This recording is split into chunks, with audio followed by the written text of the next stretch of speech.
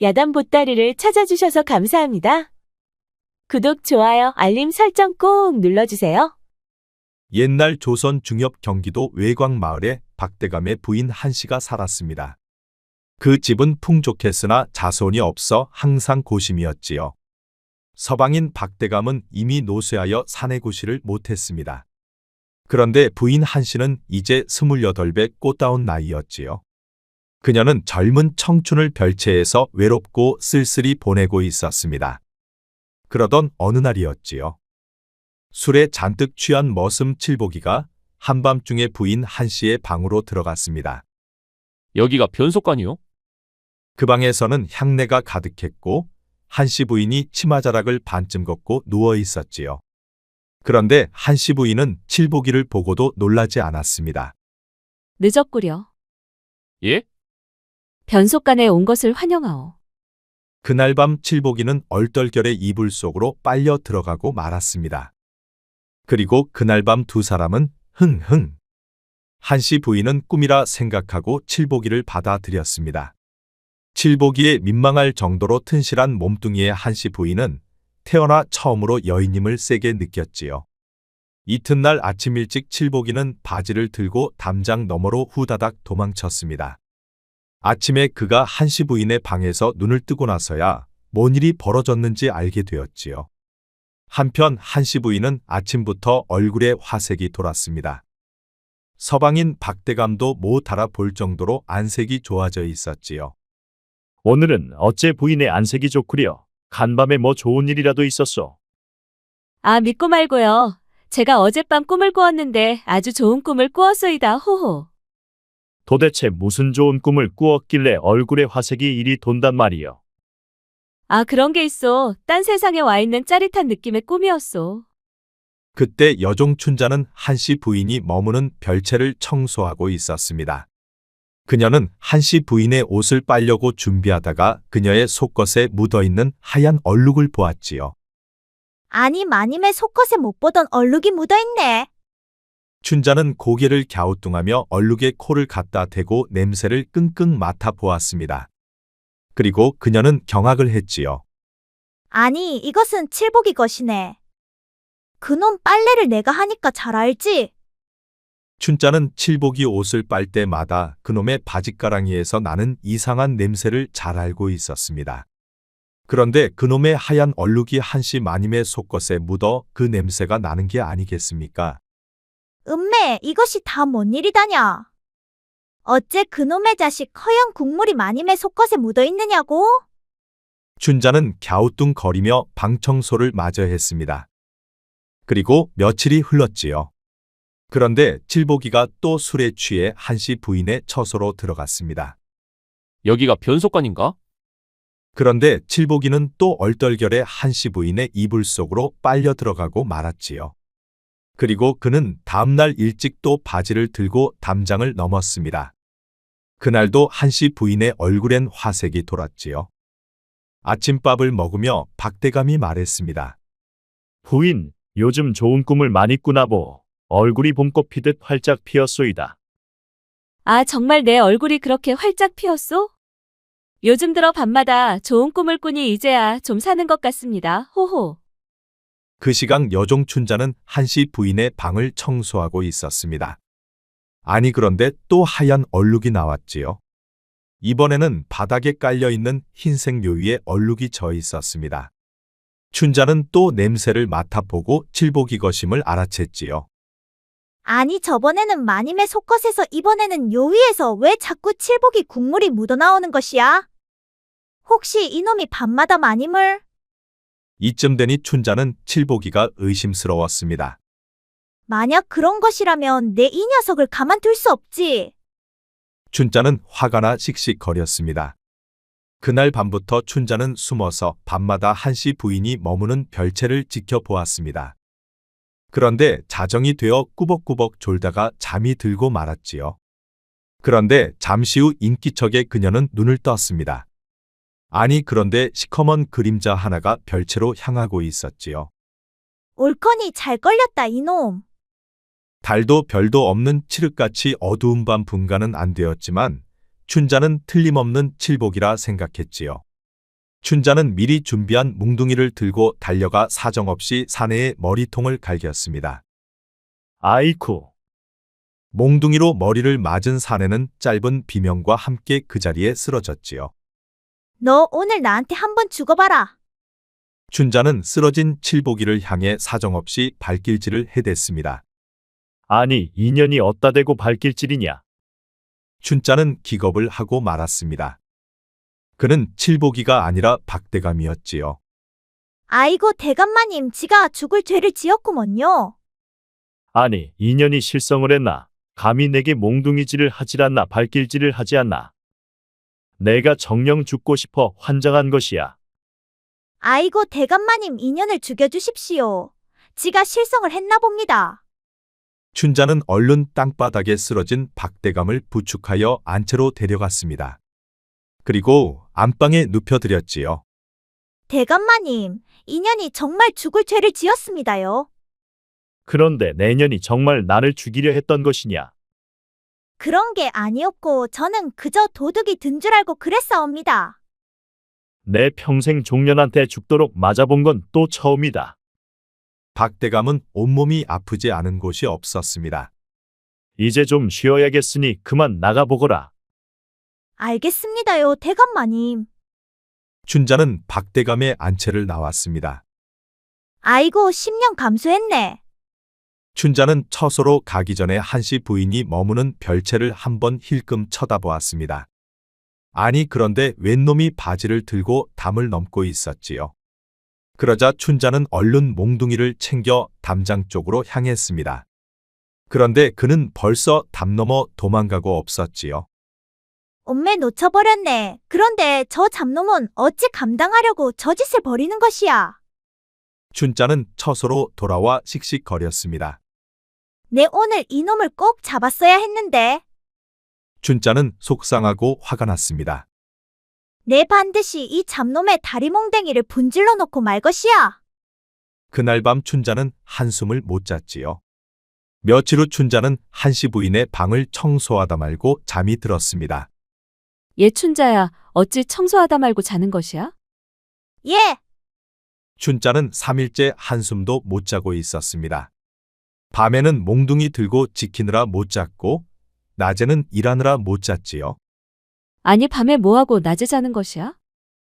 아, 그게 제가 깜박 졸았나 봅니다요. 내가 묻지 않느냐, 밤에 뭐 하느라 못 잤느냐고. 그것이 지가 요새 뜨개질 좀 배우느라 못 잤습니다요. 그래, 알았다. 이제 되었으니 내 방은 그만하고 대감마님의 방이나 깨끗이 청소하거라. 네, 마님. 춘자는 비몽사몽하면서 박대감의 방을 청소하기 시작했습니다. 그리고 한참이 지난 늦은 오후가 되었지요. 야, 춘자야. 너 지금 못하는 것이야. 박대감이 돌아와 보니 춘자가 자신의 자리에서 대자로 벌렁 누워 코를 골고 있는 게 아니겠습니까? 아니, 이 녀석이 지금 어디에서 자는 것이야? 박대감이 흔들어 깨워봐도 그녀는 일어나지를 않았습니다. 아니, 인연이 정말 죽고 싶어 환장한 게로구나. 그런데 춘자가 뒤척이다가 치마가 반쯤 올라갔는데 그녀의 허벅지가 드러났습니다. 곱고 배곡같이 흰 피부였지요. 순간 박대감은 자신의 아랫도리에 힘이 들어가는 것을 느꼈습니다. 한씨 부인에게서는 느낄 수 없었던 거였지요. 박대감은 가슴이 뛰고 심장이 빨라지는데 무척 당혹스러웠습니다. 이제 보니 야가 어느덧 성인이 다 되어 있었구만. 어렸을 때부터 보았던 춘자가 어느새 성인이 되어 있었습니다. 박대감은 코골며 자고 있는 춘자를 물끄러미 바라보았지요. 이제 보니 이목구비도 예쁘고 조화롭게 잘 배치되어 있었습니다. 그리고 그녀에게는 자신의 아랫도리가 강하게 반응을 하고 있었지요. 아니, 이게 다 무슨 일이다냐, 남사스럽게. 오랫동안 잊고 살아왔었는데 오늘 춘자를 통해 이팔청춘이 된 기분이었지요. 아이고 오셨습니까요, 대감마님. 잠에서 깬 춘자는 상황 파악을 하고 깜짝 놀라 납작 엎드렸습니다. 대감마님 지가 죽을 죄를 지었구먼요. 됐다, 내가 많이 피곤했나 보다. 어서 가서 푹 쉬거라. 알겠습니다요, 대감마님. 춘자는 서둘러 안채를 나왔습니다. 밖으로 나와 보니 어느새 해가 서산으로 기울고 있었지요. 그런데 춘자는 납득이 되질 않았습니다. 아니, 그런데 어째 대감마님께서 불호령을 내리지 않고 갑자기 착해지셨대? 어제와 다르게 자신에게 한없이 부드러워진 박대감을 보며 춘자는 고개를 갸웃거렸지요. 다음 날 춘자는 칠보기를 끌고 뒤뜰로 향했습니다. 너 요새 밤마다 뭐하고 다녀? 아니, 그게 뭔 말이오? 왜 자꾸 마님의 방에서 네 하얀 국물이 나오느냔 말이야. 그 말에 칠복이 얼굴이 붉어졌습니다. 아, 나는 당최 무슨 소리 하는 줄 모르겠구만. 너 자꾸 시침이 뗄 것이야. 아니, 뭐 시치미를 떼게 있어야 떼지. 칠보기가 하도 잡았더니 춘자는 답답해 죽을 것만 같았습니다. 꼬리가 길면 언젠가는 잡힐 것이야. 내 두 눈을 부릅뜨고 널 지켜볼 것이야. 아니, 그런데 너는 왜 자꾸 내게 신경 쓰는 것인데? 그 말에 춘자의 얼굴이 붉게 상기되었습니다. 야, 이등신아. 너는 어째 여인의 마음을 끄리도 모르느냔 말이야. 그러니까 네가 지금 나를 좋아한다 말하는 것이야? 그것을 꼭 내 입으로 말해야 알아듣겠냐? 사실 칠보기도 춘자를 좋아했습니다. 여종치고 양반 뺨치는 미모의 그녀는 착하고 정조를 지킬 줄 아는 여인이었지요. 허나 지금 마님과 미래를 즐기고 있는 칠보기는 춘자의 손을 잡을 수가 없었습니다. 춘자야, 너는 미모가 좋으니 반드시 좋은 사람을 만날 것이다. 그러니 나는 잊어주거라. 그 말에 춘자는 화가 나 돌아서 나왔지요. 춘자는 돌아서 나오는데 가슴이 무척 답답했습니다. 언제부턴가 춘자는 칠보기를 좋아하고 있었지요. 저 잡놈을 어떻게 해야 정신을 좀 차리게 만들어줄 수 있을까? 오르지 못할 나무는 쳐다보지도 말랬는데 저러다 큰일 나고 말 것이야. 그런데 그때 박대감이 대문을 열고 들어오면서 춘자를 불렀습니다. 다녀오셨어요, 대감마님. 그래, 오다가 주웠다. 이거 너가 꺼라. 춘자는 깜짝 놀라 박대감 손에 들려있는 것을 보았습니다. 아니 그런데 그것은 양반 아씨들이나 하는 비단 놀이개가 아니겠습니까? 아니, 대감마님 이것을 어찌 제게? 오다가 주웠다 하지 않느냐? 박대감은 놀이개를 춘자 앞에 휙 던져놓고 안채로 들어갔습니다. 춘자는 놀이개를 집어보니 사용한 흔적이 없는 새 거였지요. 아니, 누가 이 귀한 것을 흘렸대 새 것인데. 아무튼 춘자는 기분이 좋았습니다. 비싸서 가질 수 없는 비단 놀이개가 생겼으니 폴짝폴짝 뛸 듯이 기뻤지요. 그렇지 않아도 칠복이 한테 까여 기분이 꿀꿀하던 차에 비단 놀이개가 그녀를 다시 웃게 해주었습니다. 그리고 그날 밤도 춘자는 포기하지 않고 숨어서 마님의 별채를 지켜보았습니다. 그런데 아침해가 떠오를 때까지 칠복이는 나타나지 않았지요. 춘자는 안심하고 부엌으로 들어가 아침을 준비했습니다. 그리고 오후가 되어 한가롭자 그녀는 감나무 아래에서 꾸벅꾸벅 졸고 있었지요. 얘 춘자야, 밤에 뭐하고 졸고 있는 것이냐? 깜짝 놀라 눈을 떠보니 박대감이 와 있었습니다. 아이고, 대감마님 오셨어요. 잠시 앉아 쉰다는 게 그만. 얘따 오다 주웠느니라. 너나 다려 먹거라. 박대감은 보약 세 첩을 춘자에게 휙 던져놓고 돌아서 갔습니다. 아니, 이번에는 누가 또 보약을 떨어뜨렸네. 그런데 우리 대감마님은 어째 이런 것을 잘도 주워오신대? 그렇지 않아도 춘자는 요새 칠보기를 감시하느라 잠을 자지 못해 기운이 없었습니다. 헌데 박대감이 보약을 주워다 주었으니 그녀는 웬 떡이냐 하며 보약을 다려 먹었지요. 아니 그런데 그 후로도 박대감은 뭔가를 자꾸 주워왔습니다. 그 바람에 춘자의 방에는 값진 것들이 하나씩 늘어나고 있었지요. 그러던 어느 날이었습니다. 그날도 박대감은 오다 주었다며 양반 부인들이나 쓰는 비싼 면경을 들고 왔지요. 아니, 그런데 대감마님, 혹시 어디서 남의 것을 들고 오시는 것은 아니시죠? 아니, 남이 것을 들고 오다니.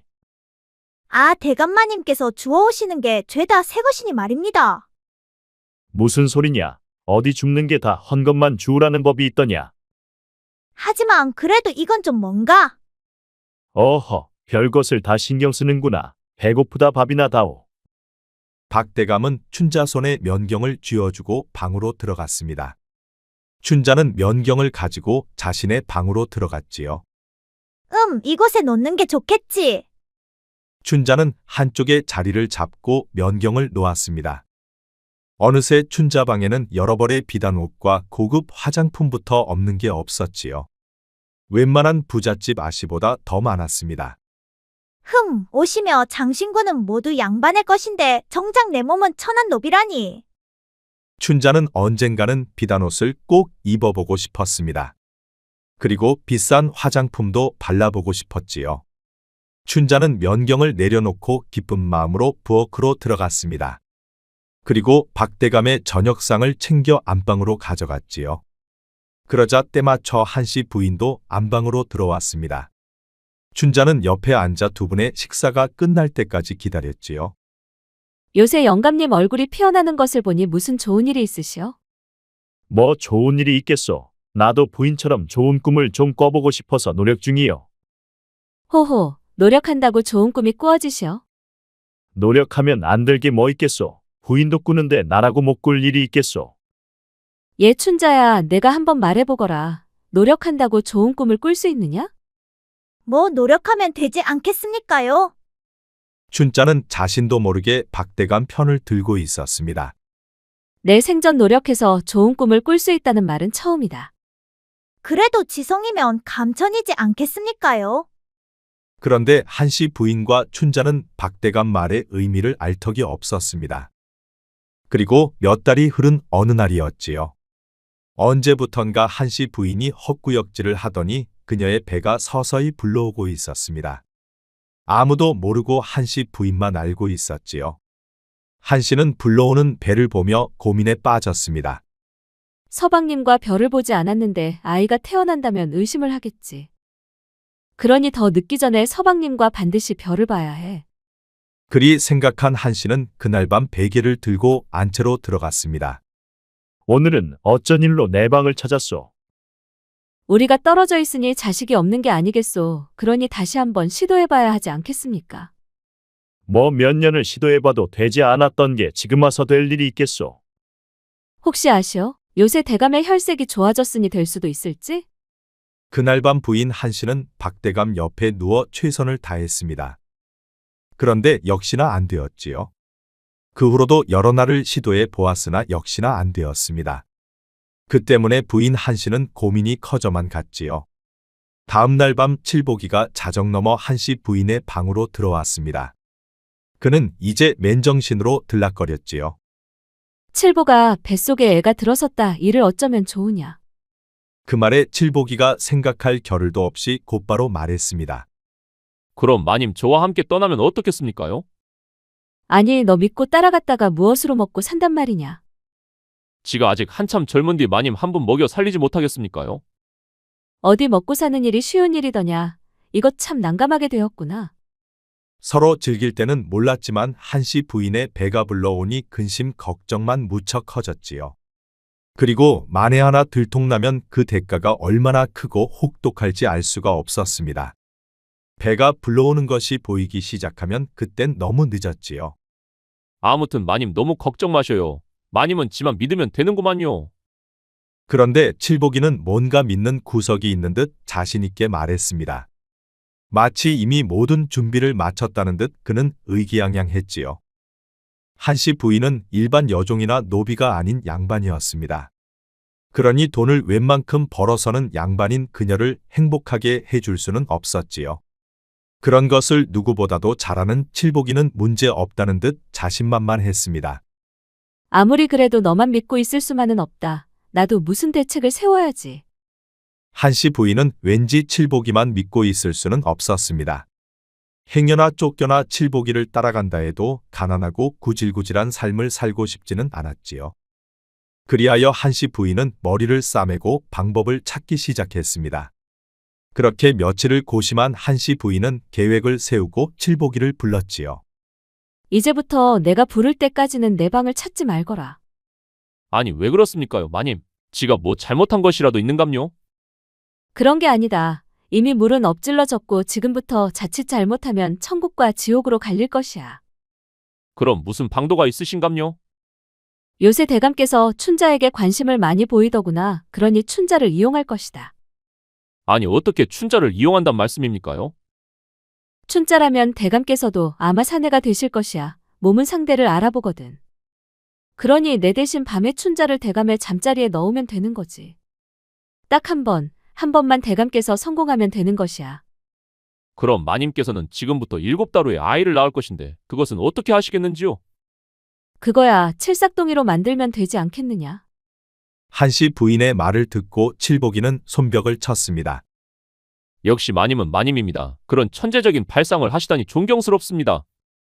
이번 일만 잘 되면 너와 나는 평생 걱정 없이 살 것이야. 암만요. 마님과 지는 평생 같이 살아야지요. 다음 날 날이 밝자 마님은 춘자를 방으로 불렀습니다. 찾으셨어요, 마님. 그래 춘자야. 내 오늘은 술 한잔 하고 싶은데 같이 마셔줄 사람이 필요하구나. 그러니 내가 와서 같이 마셔주면 좋겠다. 뭔 일이 있으셔요, 마님? 뭔 일이 있어서가 아니고 그냥 술 생각이 나서 그러느니라. 알겠어요, 마님. 지가 그럼 준비해 놓겠습니다요. 그날 일을 모두 마친 춘자는 저녁이 되자 술상을 준비했습니다. 그리고 술상을 들고 한씨 부인의 방을 찾아갔지요. 그리고 두 사람은 이런저런 이야기를 하며 주거니 받거니를 했습니다. 이제 나는 취기가 올라오니 내 잔은 그만 채우거라. 그럼 술상을 치울깝쇼. 아니다 너와 더 대화를 하고 싶으니 술상은 그대로 두거라. 마님은 술잔을 엎어놓고 춘자에게만 술을 계속 따라주었습니다. 그러다 보니 춘자는 술에 취해 횡설수설 하더니 그 자리에 쓰러져 잠이 들었지요. 그러자 마님은 술상을 치우고 춘자를 이불 위에 눕혔습니다. 그리고 방을 나와 안채로 박대감을 찾아갔지요. 어째 안 자고 찾아온 것이요? 영감, 오늘은 제 방에서 주무시지요. 방이 바뀌면 영감의 몸이 달라질지도 모르는 일이 아니옵니까? 뭐 방이 바뀐다고 달라질 게 있겠소? 그래도 한 번 시도는 해봐야 하지 않겠습니까? 알겠소. 부인이 원하니 내 그리 해보리다. 그럼 저 먼저 가서 준비하고 있을 테니 1시각 후에 오십시오. 그리고 불은 꺼놓고 있을 테니 키지 마시고 바로 제게로 오시면 됩니다. 알겠소. 그리 하겠소. 한씨 부인은 그리 말하고 밖으로 나왔습니다. 그리고 다시 자신의 방으로 들어가 춘자를 자신의 옷으로 갈아입혔지요. 그리고 한씨 부인은 밖으로 나와 숨어서 이를 지켜보았습니다. 그러자 잠시 후 박대감이 나와 자신의 방으로 들어갔지요. 한씨 부인은 방문 밖에서 귀를 기울여 보았습니다. 그러자 잠시 후 박대감의 힘쓰는 소리가 들려왔지요. 그리고 한참 만에야 박대감이 밖으로 나와 자신의 방으로 돌아갔습니다. 그런데 그의 발걸음이 무척 가벼워 보였지요. 호호, 성공했군, 성공했어. 한씨 부인은 춘자라면 박대감도 성공할 것이라 생각했었습니다. 그가 춘자에게 선물 공세하는 것을 보고 그의 남성성이 춘자를 통해 다시 살아날 것이라 생각했지요. 비록 춘자가 자신의 옷을 입긴 하였으나 박대감의 몸은 춘자를 알아볼 것이라 생각했습니다. 이제 되었어. 이제 쫓겨날 일은 없어졌어. 호호. 한씨 부인은 박대감의 성공을 무척이나 좋아했습니다. 박대감의 성공이 곧 자신의 성공이었지요. 이제 한씨 부인은 몇 달 후 자연스럽게 임신 소식을 공개만 하면 되었습니다. 그리고 그녀는 뱃속의 아이가 사내아이이기만을 간절히 바랬지요. 그리 되면 박대감의 재산을 상속받아 칠복이를 옆에 두고 평생을 행복하게 살 수가 있었습니다. 그 일이 있고 몇 달 후 한씨 부인의 배는 더욱 불러왔습니다. 그러자 한씨 부인은 박대감의 아이를 가졌다며 공개하고 몸조리에 들어갔지요. 여보 영감, 이제 드디어 우리 가문의 대를 잇게 되었습니다. 아니, 뱃속의 아이가 아들인지 딸인지 아직 모르는 것 아니겠소? 아주 힘차게 발차게 하는 것으로 보아 아들이 틀림없습니다, 영감. 그렇다면 다행이구려. 그런데 영감 춘자는 요새 어찌 안 보이는 것이요? 낸들 알겠소. 며칠 전 갑자기 사라졌소. 그 말에 한씨 부인은 차라리 잘 됐다는 생각이 들었습니다. 자신 대신 박영감과 잠자리를 한 춘자가 집안에 있어서 좋을 건 하나도 없었지요. 그리고 박대감도 완벽하게 속고 있는 것 같아 그녀는 안심이 되었습니다. 그리고 몇 달 후 한씨 부인은 아이를 낳았지요. 고추요, 고추. 경아들이요. 산파의 말에 한씨 부인은 기쁨의 눈물을 흘렸습니다. 박대감의 재산을 상속받을 아이가 태어났기 때문이었지요. 아이의 손발이랑 모두 이상 없소? 모두 정상이요. 체격이 좀 큰 것 빼고는. 한편 밖에서 아기 우는 소리를 듣고 칠복이는 기뻐 날뛰고 있었습니다. 자신의 아이가 마님한테서 태어났기 때문이었지요. 왜 이렇게 경박스럽게 호들갑을 떠는 것이냐? 갑자기 나타난 박대감 목소리에 칠복이는 화들짝 놀랐습니다. 아이가 태어났구먼요. 그런데 내 놈이 어째 좋아하는 것이야? 그제서야 칠복이는 정신이 번쩍 들었습니다. 아, 그야 대감마님께서 학수고대하던 아이가 태어났으니 이놈도 기뻐서 그렇지요. 그 말에 박대감은 헛기침을 크게 하고 별채로 들어갔습니다. 어서 오시어 영감, 아들이여 아들. 그렇구려 고생했소. 헌데 아이의 상태는 좀 어떠시오?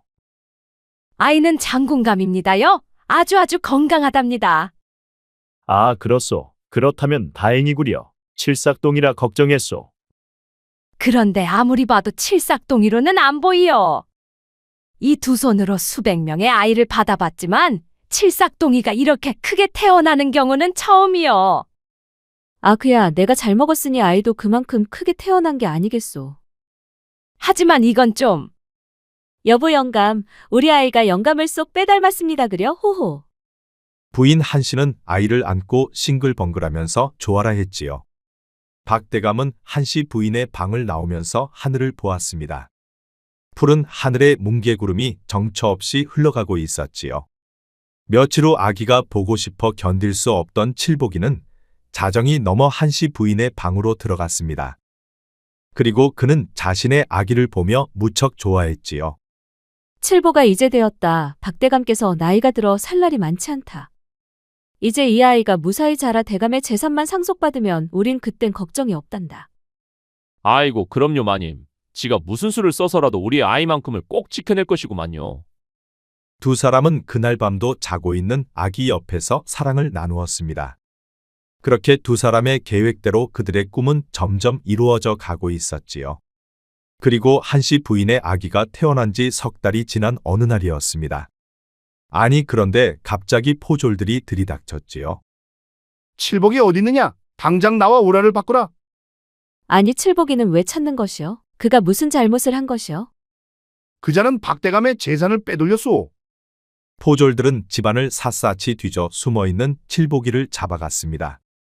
그 바람에 한씨 부인은 주저앉고 말았지요. 한씨 부인은 칠복이 걱정에 잠도 오질 않고 밥도 먹지 못했습니다. 그렇게 며칠 동안 끙끙 앓던 한씨 부인은 박대감에게 부탁해 칠복이를 구하고 싶었지요. 며칠 후 그녀는 큰 맘 먹고 박대감을 찾아 안채로 들어갔습니다. 아니 그런데 이건 또 무슨 일이랍니까? 한씨가 박대감의 안채에 들어서니 박대감은 없고 춘자가 앉아있는 게 아니겠습니까? 그런데 그녀의 품에는 아기가 안겨 있었지요. 아니 춘자야, 내가 왜 거기 앉아 있는 것이야? 그리고 품 안의 아이는 또 뭐니? 내가 왜 여기 있고 이 아이가 누구인지 궁금한 것이요. 춘자는 옆으로 비스듬히 앉아 아기에게 젖을 물리며 옆눈으로 한씨를 보며 미소를 지었습니다. 그녀의 표정에는 여유가 넘치고 있었지요. 이제 부인은 끝났소. 사필귀정이요. 아니 내가 끝나다니 그게 무슨 말이냐. 그리고 내가 어째 나보고 부인이라 부르는 것이야. 이제 나는 박대감님의 안사람이 되었소. 그리고 이 아이는 대감님의 대를 이을 장손이요. 한씨는 입이 딱 벌어져 다물어지질 않았습니다. 그녀는 경악하고 말았지요. 아니 그 아이가 대감의 아이라니 어떻게 된 것이야? 아, 이 아이는 한씨 부인이 만들어주지 않았소. 그날 밤 한씨가 내게 술을 먹이고 대감님을 모셔왔을 때 그때 생긴 아기요. 한씨 부인은 손바닥으로 자신의 이마를 쳤습니다. 아차 싶었지요. 하지만 이미 때는 늦었습니다. 그런데 그날 밤 대감께서 다녀가신 것을 어찌 안 것이야. 너는 술 취해 자고 있지 않았느냐. 내가 알게 된 게 아니라 대감께서 아신 것이요. 대감께서 그날 밤 나인 줄 알고 내게 사랑을 하신 것이요. 그 말에 한 씨는 기절초풍하고 말았습니다. 자신이 세운 계획이 모두 춘자만을 위한 계획이 되고 말았기 때문이었지요. 자신에게 와야 할 복이 모두 춘자에게 가 있었습니다. 그리고 이제 칠복이 구제는커녕 자신조차도 구제할 길이 없어져 버렸습니다. 그런데 그때 방문이 열리고 박대감이 들어왔지요. 한 씨는 고개를 숙이고 말을 잇지 못했습니다. 어찌 고개를 숙이시오. 당신은 항상 내게 당당하지 않으셨소. 박대감은 밖에서 두 사람의 대화를 모두 듣고 들어왔습니다. 오히려 부인은 잘 된 것이 아니요? 내 집에서 쫓겨나면 이제 맘 놓고 칠복이와 만나도 되지 않겠소. 한 씨는 한동안 고개를 숙이고 있다가 말문을 열었습니다. 그런데 언제부터 알고 있었던 것이요? 처음부터요. 처음부터 당신이 좋은 꿈을 꾸었다는 등 횡설수설할 때부터 알아봤소. 그 때문에 춘자에게 맞아 죽을 뻔도 했었소. 아니 그런데 어찌 지금까지 가만히 있었던 것이요? 박대감은 한숨을 크게 쉬고 계속 말을 이어갔습니다. 그것은 칠복이 놈이 내 재산을 빼돌리는 증자를 잡기 위함이었소. 처음에는 쌀 한 대씩 빼돌리던 놈이 나중에는 가마째 통째로 빼돌리는 큰 도둑놈이 되어 있었소. 그놈이 훔쳐가 쌓아온 곡식이 한 해만 해도 수십 가마에 이르오. 그 말에 한 씨 부인은 또 한 번 낙심을 크게 했습니다. 칠복이도 도저히 구제할 길이 없었지요. 이제 나를 어찌할 생각이요? 내 부인 때문에 생각을 참 많이 했소. 한때는 관아의 고발의 죗값을 받게 하고 싶었으나 춘자가 뜯어 말렸소. 그래서 춘자 뜻에 따라 당신이 살 초가 하나를 마련해 놨소. 그 말에 한 씨는 울어야 할지 웃어야 할지 몰랐습니다. 자신의 운명이 한낱 노비였던 춘자 손에 있었기 때문이었지요. 그녀 춘자가 마음먹기에 따라서 자신의 운명이 갈리고 있었습니다. 알겠소. 마지막까지 배려해줘서 고맙소 영감. 내게 고마워하지 말고 춘자에게 고마워하시오. 그녀의 인품이 당신을 살려낸 것이오. 한 씨 부인은 입 밖으로 나오지 않는 말을 억지로 꺼냈습니다. 춘자야 고맙다. 내게 은혜를 입었구나. 아니요, 부인. 한 번 실수는 병까지 상사라 했소. 그러니 앞으로는 더 잘 살 수 있을 것이요. 결국 한 씨는 박대감이 마련해준 작은 초가에서 살게 되었습니다. 그녀는 칠복이 나올 날을 기다리며 쓸쓸히 살았지요. 어이하여 내 팔자는 이리도 기구하단 말인가. 도대체 나는 그때 어떤 선택을 했어야 했단 말인가. 한 씨 부인은 자신의 옛일을 되짚어 보며 어디부터 잘못되었는지 생각해 보았습니다. 그리고 자신과 뒤바뀐 춘자의 삶도 살펴보았지요. 그런데 그녀는 아무리 생각해 보아도 욕심도 욕망도 어떤 것도 없었습니다. 그저 그녀는 주어진 일만 착실히 하던 여종이었지요. 한 씨는 밖에서 놀고 있는 칠복이 아들을 보며 자신의 처지를 한탄 또 한탄했습니다. 이제는 피할 수 없는 현실이 되어버린 자신의 삶이 너무도 비참하고 싫었지요. 한편 박대감은 오늘도 춘자에게 무엇을 사다 줄지 고민하고 있었습니다. 길에서 주었다며 가져다 준 것만 해도 수를 셀 수 없을 정도였지요. 이보 영감, 이제 돈 아깝게 그만 좀 사오시오. 아직 열어보지 않은 것도 부지기수요. 아니, 그래도 나는 그것이 나의 유일한 낙이자 취미인데 어찌 그것을 못하게 한단 말이오. 박대감은 그것도 낙이라 하니 춘자는 더 이상 말리진 않았습니다. 그리고 그녀는 박대감이 주었다고 할 때마다 장단을 맞춰주느라 애를 먹었지요. 그렇게 두 사람은 깨를 볶으며 행복하게 잘 살았답니다. 이보 부인, 오늘 낮에 먹은 보약 때문인지 벌써부터 기운이 솟는구려. 어서 이리 와 보시오. 오늘 밤은 둘째를 위해 한번 달려봅시다. 호호, 그럴까요? 좋아요, 좋아. 옛말에 좋은 꽃은 반쯤 피었을 때 보아야 좋다라는 말이 있습니다. 활짝 피어 흐드러진 뒤에는 추하게 질 일만 남았기 때문이지요. 뭐든 조금 부족한 듯 할 때가 가장 좋을 때라는 말과 같습니다. 목표했던 것에 약간 미치지 못한 상태가 좋고 음식도 배가 조금 덜 찬 상태에서 수저를 놓는 게 좋다. 모두 같은 말이지요. 그런데 그게 참 어렵답니다. 그래서 다 가지고도 더 갖고 싶은 욕망 때문에 인생을 망치지요. 바로 한씨 부인 같은 경우가 그러하지 않을까요? 구독과 좋아요, 알림 설정 꼭 부탁드립니다. 앞으로도 재미있는 이야기가 많으니 다른 영상도 재미있게 봐주세요. 우리 이야기가 재미있으셨나요? 그럼 여러분 모두 오늘도 행복하고 즐거운 시간 되세요.